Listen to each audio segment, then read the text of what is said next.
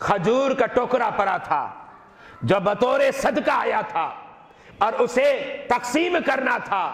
हजरत सैयदना इमाम हसन ने उससे खजूर को निकाल लिया और तनावुल फरमाने लगे, मुंह के अंदर चबाने लगे।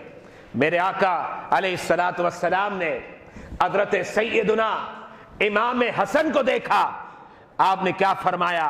फरमाया इन्ना ला नअकुलु सदका, ए हसन हम पर सदका खाना ये जायज नहीं है, मना फरमा दिया।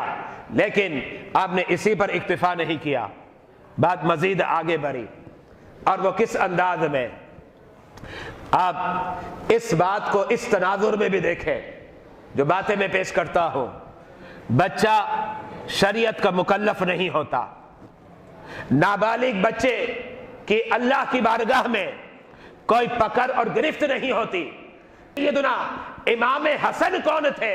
नाबालिग बच्चे थे। इसका मतलब यह है अगर बिलफर्ज गुनाह हो भी जाए इस्लाम उसको लिखता नहीं है, फरिश्ता उसे नकल नहीं करता, इंदराज नहीं करता। हजरत सैयदना इमाम हसन ने खजूर को खा लिया, मेरे आका ने टोक दिया, मना फरमा दिया, लेकिन फिर मेरे आका ने क्या किया? अपनी अंगुष्ठ मुबारक हजरत सैयदना इमाम हसन के मुंह में डाली।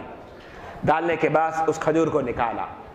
जरा तवज्जो रखिएगा, एक तरफ तो नाबालिग बच्चा है, अगर उससे गुनाह भी सादिर हो जाए लिखा नहीं जाता। और दूसरी बात यह है मेरे आका उस वक्त मना फरमा देते, खजूर को क्यों निकाल रहे हैं?